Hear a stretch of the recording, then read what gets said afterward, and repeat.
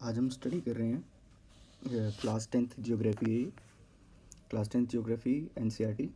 अब पहला चैप्टर है एनसीईआरटी का नाम है कंटेम्पररी इंडिया पार्ट 2 और ये हमारा चैप्टर नंबर 1 रहेगा।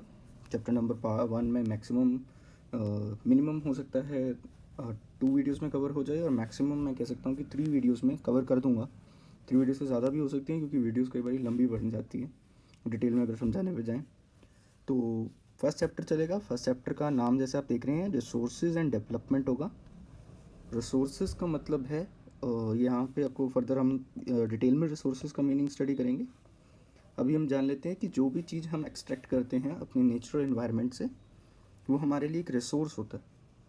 और जब हम उस पर्टिकुलर एक्सट्रैक्ट की हुई ऑब्जेक्ट को या किसी पर्टिकुलर हम लगा लें कोई मटेरियल को जब हम डेवलपमेंट पर्पसेस के लिए विकास के लिए यूज़ करते हैं तो उससे हमारे कई सारी जैसे चीज़ें जो हैं वो कंस्ट्रक्ट होती हैं डेवलपमेंट के प्रोसेस के अंदर ही।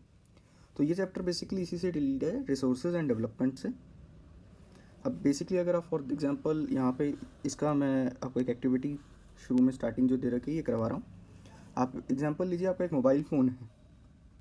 मोबाइल फ़ोन जो है आपका बना हुआ है प्लास्टिक से, मेटल से या ग्लास से। तो ये प्लास्टिक, मेटल या ग्लास कहीं ना कहीं से किसी केमिकल या किसी फर्दर एलिमेंट या कंपाउंड से बना हो। और ये फर्दर एलिमेंट, कंपाउंड या केमिकल्स जो हैं वो अर्थ से लिए गए हैं जो हमारे लिए रिसोर्स हैं। समझ रहे हैं आप?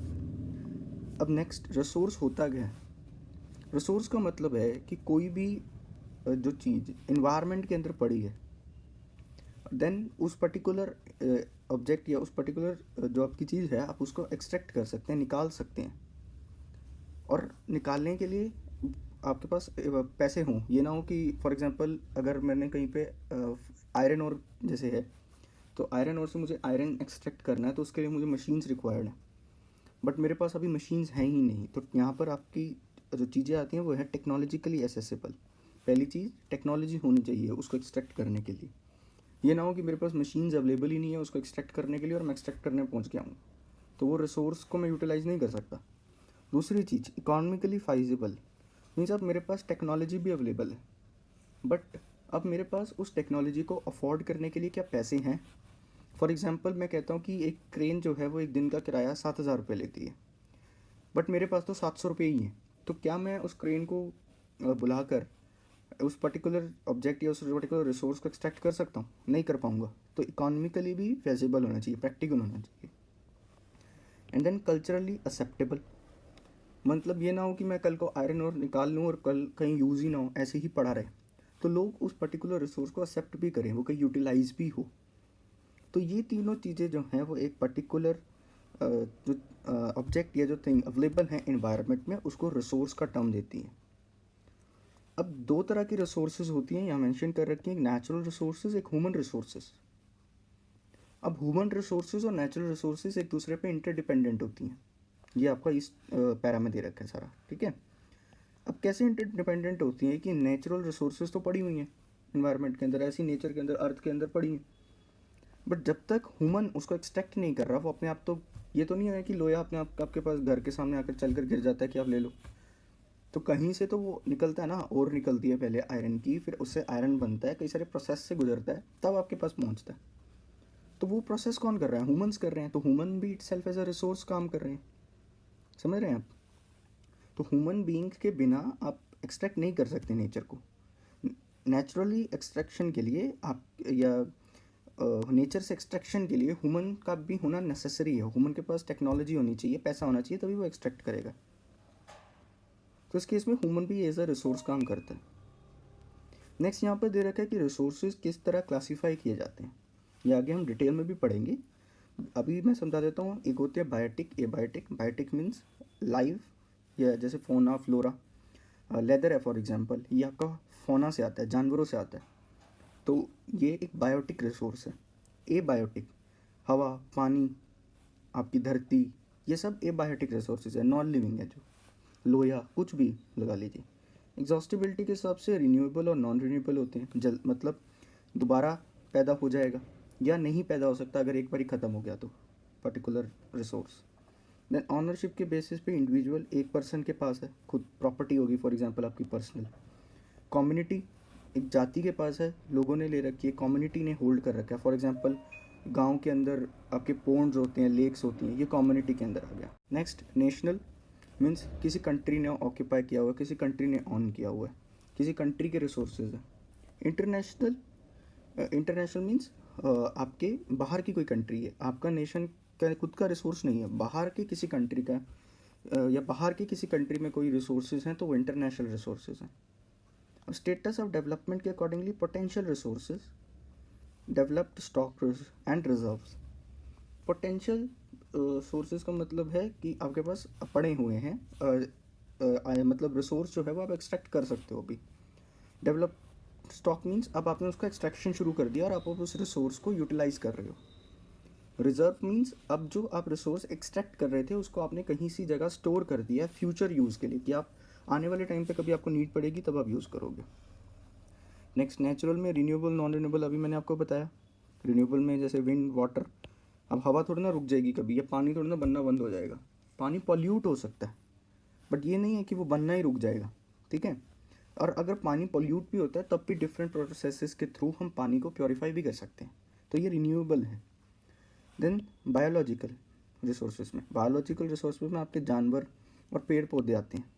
ये पेड़ जानवर हो गए आपके wild life, and natural vegetation and forest के अंदर आपके आगे पेड़ पौधे। अब ये जो है अगर कभी विलुप्त हो जाए फॉर एग्जांपल कोई स्पीसीज, देन हम उसको वापस जो है जनरेट आज प्रेजेंट टेक्नोलॉजी के थ्रू कर सकते हैं, जेनेटिक्स या डीएनए के थ्रू। बट फिर भी ये काफ़ी लिमिटेड होगा कि वाइल्ड लाइफ रिन्यू हो सकती है, बट फिर भी कुछ पर्टिकुलर स्पीसीज रिन्यू हो सकती है, तो इस वजह से हमने इसको भी नॉन रिन्यूएबल मतलब रिन्यूएबल कैटेगरी के अंदर कंसिडर किया। वैसे अगर वाइल्ड लाइफ के आप कुछ स्पीसीज देखें तो आप नॉन रिन्यूएबल हैं। वो एक बार जैसे डोडो बर्ड था, डोडो बर्ड एक्सटिंक्ट हो गया तो आपको दोबारा नहीं मिलेगा। नेक्स्ट आता है non renewable resources. Non renewable resources मतलब जो दोबारा नहीं बन सकते या काफ़ी लंबा टाइम लेंगे जनरेट होने में। तो इसके अंदर आपका रिसाइकेबल मीन्स एक पर्टिकुलर ऑब्जेक्ट या पर्टिकुलर रिसोर्स को आप दोबारा भी यूज़ कर सकते हैं। जैसे मेटल हो गया, लोहा है आपका, लोहा गाड़ी का है फॉर एग्जांपल, गाड़ी कल को टूट के कबाड़े के पास गई, वहाँ से लोहा आगे फिर चला गया बिकने के लिए, तो क्या है, रिसाइकल हो रहा है कॉन्टिन्यूस। नॉन रिसाइकेबल, पेट्रोल आपने यूज़ कर लिया, अब हवा में से पेट्रोल एक्सट्रैक्ट करके दोबारा तो चला नहीं लोगे, जो गैसेस बन के उड़ गया, ठीक है। नेक्स्ट आता है ह्यूमन रिसोर्सेज में स्ट्रक्चर और इंस्टीट्यूशंस। स्ट्रक्चर इंस्टीट्यूशंस में फॉर एग्जांपल किसी टेक्नोलॉजी को एक्सट्रैक्ट करने के लिए आपके कोई पर्टिकुलर आपको बिल्डिंग रिक्वायरमेंट्स हैं। फॉर एग्जांपल कोल का ही ले लो एग्जांपल दोबारा, कोल अगर आप एक्सट्रैक्ट कर रहे हो तो आपको पर्टिकुलर मशीन्स की रिक्वायर्ड है, तो वो बिल्ड करना। Then second quantity and quality, ये सब ह्यूमन रिसोर्सेज के अंदर आएंगे। क्वांटिटी मीन्स कितनी अमाउंट में, और क्वालिटी मीन्स कितना अच्छा है। अब क्वांटिटी और क्वालिटी इन्वर्सनली प्रोपोर्शनल होते हैं एक दूसरे के। जितनी अच्छी क्वांटिटी मतलब जितनी ज़्यादा क्वांटिटी ये लगा लो कि उसकी क्वालिटी पुअर है, और जितनी अच्छी क्वालिटी ये लगा लो कि उसकी क्वांटिटी कम होगी। Identify at least 2 resources from each category. अब हम ये रिसोर्सेज पढ़ते जाएंगे और इसके साथ साथ मैं आपको दो इनके एग्जांपल जो हैं वो देता जाऊँगा। बायोटिक रिसोर्सेज मैंने आपको बताया, जानवर, पेड़ पौधे। ये बायोटिक पत्थर, हवा, जल, ये सब हो गया ये बायोटिक रिसोर्सेज में। तो बायोटिक का ये आपको दे रखे हैं ऐसे example, flora and fauna, life stock. Life stock में आप कहते हैं ये भैंसें हो गई, गायें हो गई, बकरी हो गई, भेड़ हो गई, ये सब लाइफ स्टॉक है। ए बायोटिक रिसोर्स में पत्थर, लोहा, ये सब हो गए। On the basis of exhaustibility means कितनी जल्दी ख़त्म हो जाएंगे या नहीं हो सकते, दोबारा हम रिकवर कर सकते हैं, तो उसके भी आप पे रिन्यूएबल रिसोर्सेज जो दोबारा रिन्यू हो सकते हैं।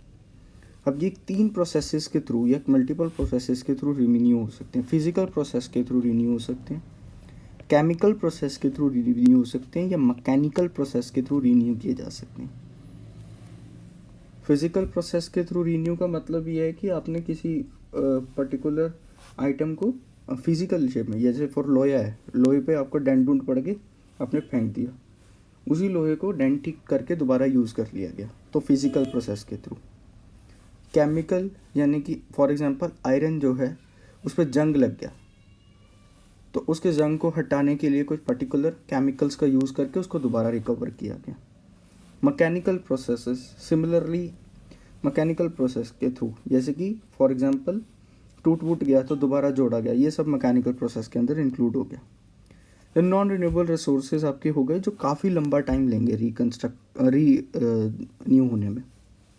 फॉर एग्जांपल कोयला हो गया, फॉसिल फ्यूल हो गई, ये नॉन रिन्यूएबल रिसोर्सेज में आएंगे। ऑनरशिप के बिहाफ पे, यानी कि किसकी है, कौन उसको ओन करता है, किसने उसको खरीदा हुआ है, उसके बिहाफ पर आप क्लासिफाई करेंगे रिसोर्सेज को। तो इसमें हो गए आपके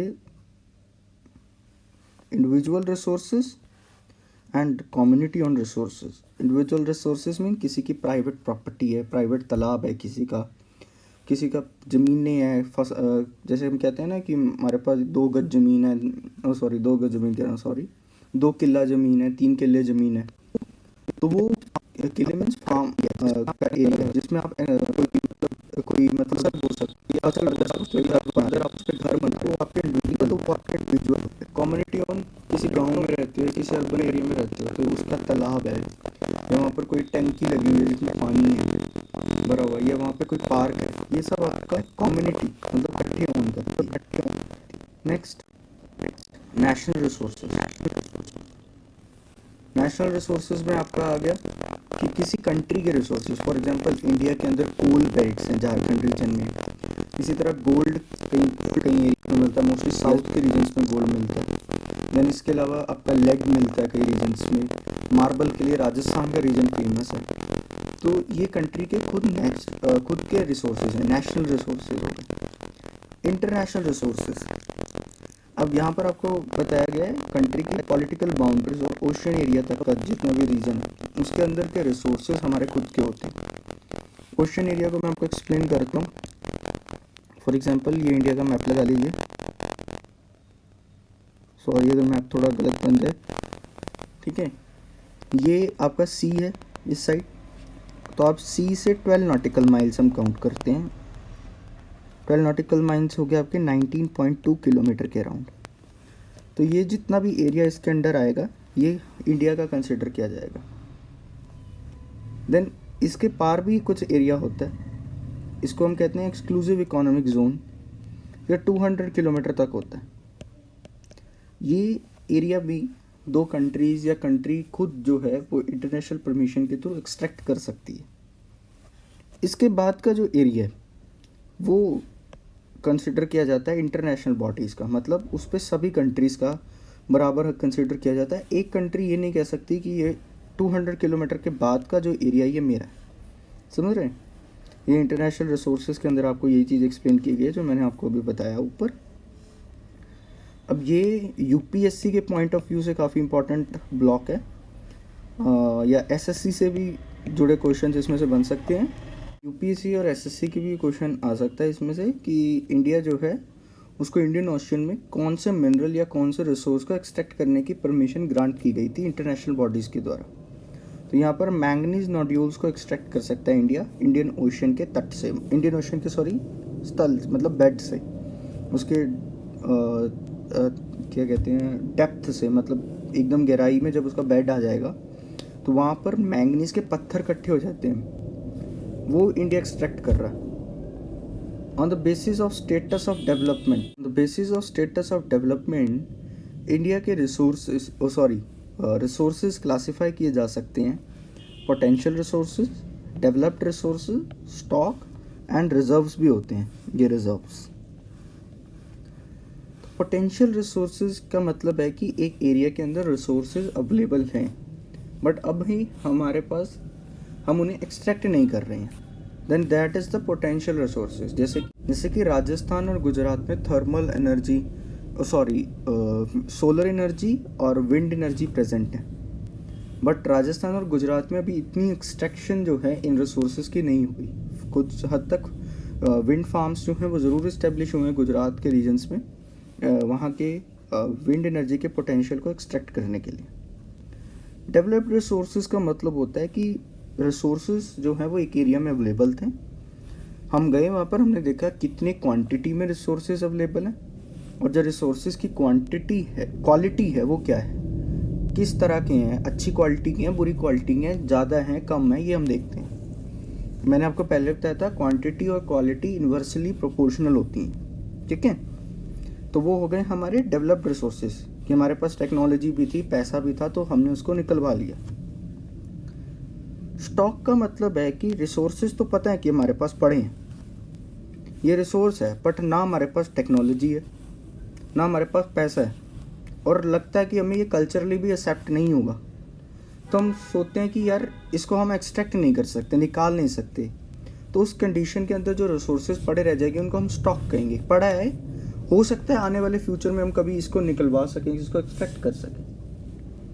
जैसे फॉर एग्जांपल हाइड्रोजन और ऑक्सीजन के मॉलिक्यूल्स को हम मिलाकर वाटर कंपाउंड जो है वो अभी भी नहीं निकाल पाए, क्योंकि उसका जो एक तो खर्च बहुत ज़्यादा है ऐसे एक्सट्रैक्ट करने का, मतलब वाटर प्रोड्यूस करने का, हाइड्रोजन और ऑक्सीजन कंपाउंड्स को कंबाइन करके, और सॉरी हाइड्रोजन और ऑक्सीजन के मॉलिक्यूल्स को कंबाइन करके।